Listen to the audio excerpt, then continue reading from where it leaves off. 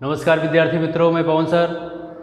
कक्षा 11 अर्थशास्त्र विषय पाठ 3 का क्या नाम है? मांग। तो विद्यार्थी मित्रों, मांग में हम आज इस वीडियो में देखने जा रहे हैं मांग में वृद्धि और कमी। मतलब जो ग्राहक है वह मांग में किस तरह से वृद्धि और कमी करता है, हम आज उसकी चर्चा करेंगे। बहुत छोटा सा वीडियो है, आप ध्यान से इसे देखिए। तो मांग में वृद्धि और कमी, इसकी परिभाषा है यदि वस्तु की कीमत स्थिर रहे। ध्यान रहे, वस्तु की कीमत क्या है विद्यार्थी मित्रों? यहाँ पर स्थिर है, ना घटेगी ना बढ़ेगी। ठीक, यदि वस्तु की कीमत स्थिर हो और अन्य परिबल में परिवर्तन होने से, मतलब कोई भी परिस्थिति आ जाए, गरीबी, बेकारी, आय बढ़े आय घटे, उससे विक्रेता को कुछ लेना देना नहीं। ठीक है, यदि अन्य परिबलों में परिवर्तन होने से वस्तु की मांग बढ़े तो उसे मांग में वृद्धि कहते हैं। कीमत में कोई परिवर्तन नहीं होगा, ना कीमत घटेगी ना कीमत बढ़ेगी।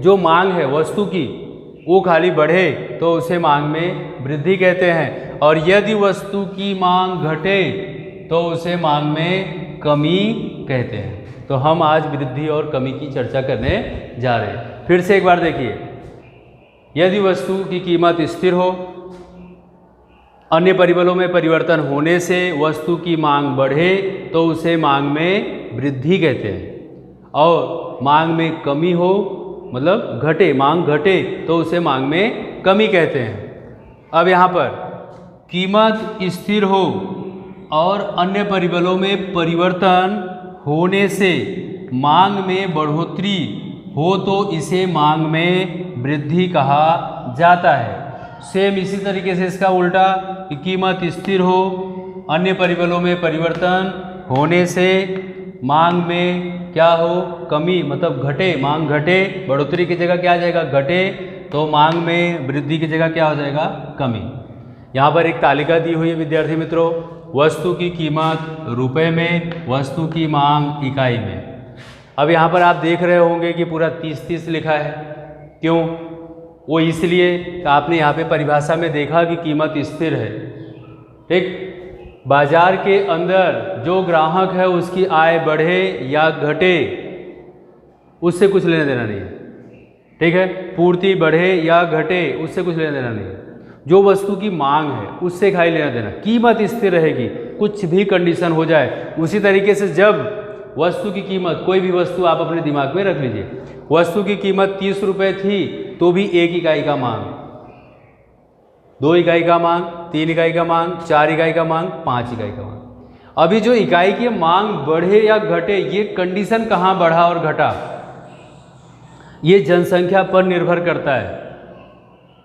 किस पर? जनसंख्या पर। अगर जनसंख्या कम तो मांग कम, अगर जनसंख्या अधिक तो मांग अधिक। कीमत की कोई बात नहीं। आपकी सोसाइटी के अंदर 10 मकान हैं, आप जिस लाइन में रहते हो उसमें कितने मकान हैं? 10। एक मकान के अंदर 40 लोग रहते हैं। कितने? 40। 4 लोग रहते हैं। एक घर के अंदर कितने लोग रहते हैं? 4। तो 10 गुणे में 4 बराबर कितने हो गए? 40 लोग। अब आप 10 घर वालों ने क्या किया? अपने मकान को दूसरा मंजिला भी बना दिया, डबल माल का उसे बनाया। ठीक है, तो ऊपर का जो भाग है उसे आपने रेंट पे दे दिया, भाड़े पर, किराए पर दे दिया। अब उसके अंदर भी मान लो कि 4-4 पर घर के अंदर लोग रहने के लिए आ गए, तो यहाँ पे फिर से 40 का गुणा 2 से तो हो गया 80। जिस लाइन के अंदर अभी तक सिर्फ 40 लोग रहते थे, आज वहाँ 80 लोग रहते हैं। तो जो 40 लोग थे उनके द्वारा वस्तु की मांग कम थी, पानी की खपत कम थी, कचरे का निकाल कम था, ट्रैवलिंग का घर्षण कम था, प्रदूषण कम था, ध्वनि प्रदूषण कम था। लेकिन अब 40 लोग और बढ़ जाने के कारण वस्तु की मांग बढ़ेगी, ट्रैवलिंग घर्षण बढ़ेगा, ध्वनि प्रदूषण बढ़ेगा, पानी का निकाल बढ़ेगा, सोसाइटी में कचरा बढ़ेगा, गंदगी बढ़ेगी, तो सारी समस्या देखने को मिलती है। तो इस तरह से विद्यार्थी मित्रों, यहाँ पर अब हम आगे देख रहे हैं कि जो ये तालिका हमारा दिया हुआ है उसके आधार पर देखिए, जब वस्तु की कीमत हमें क्या लेना है, खाली 30 रुपये, इसको हम क्या करेंगे, ऐसे सीधा खींच देंगे। अब इसको सीधा खींचने के बाद क्या करना है, यहाँ से हमें 3 पे ले जाना है। जब वस्तु की कीमत 30 रुपये स्थिर है तो 3 इकाई की मांग है, जहाँ पे संयोजन ए प्राप्त होता है। क्या प्राप्त होता है, संयोजन ए, और इसे डीडी मांग रेखा कहते हैं। क्या कहते हैं, इसे डीडी मांग रेखा कहते हैं। अब कोई भी परिस्थिति में परिवर्तन होने के कारण, क्योंकि वस्तु की कीमत में कोई परिवर्तन नहीं है, ग्राहक की संख्या घटने से, क्या ग्राहक की संख्या क्या हो जाएगी, घटने से वस्तु की मांग 3 इकाई से घटकर 1 इकाई होती है। देखिए यहाँ पे क्या होगा, बी संयोजन प्राप्त होता है और ये D1 और ये D1 नई मांग रेखा प्राप्त होती है। ठीक, तो यहाँ पर क्या हुआ, मांग में कमी देखने को मिली, मतलब मांग जो है वह घटा। तो यहाँ पर हम लिख सकते हैं मांग में कमी। क्या देखा हमने, मांग में कमी। ठीक, दूसरा, ग्राहक की संख्या बढ़ने के कारण, ग्राहक की संख्या बढ़ने के कारण जो वस्तु की मांग 3 इकाई थी वो बढ़कर 5 इकाई होती है, जहां संयोजन सी प्राप्त होता है और नई मांग रेखा D2 प्राप्त होती है। तो इस तरह से विद्यार्थी मित्रों, इसको एक बार हम फिर से देखते हैं। वस्तु की कीमत स्थिर 30 रुपये, तो वस्तु की मांग 3 इकाई, जहां संयोजन ए प्राप्त होता है, डी मांग रेखा प्राप्त होती है। ग्राहक की संख्या घटने से वस्तु की मांग घटकर 3 इकाई से 1 इकाई होती है, जहां संयोजन बी प्राप्त होता है और नई मांग रेखा D1 प्राप्त होती है।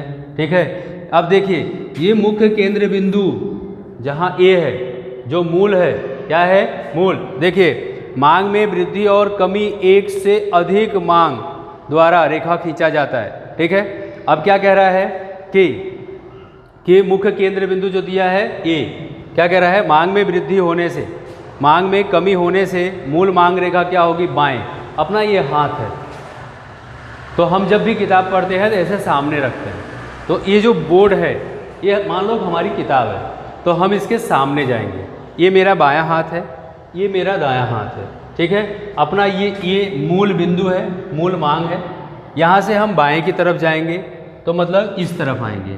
ठीक, तो यहाँ पर क्या हुआ, कमी देखने को मिली, जहाँ बी संयोजन प्राप्त हुआ। आपको समझ में आ रहा होगा।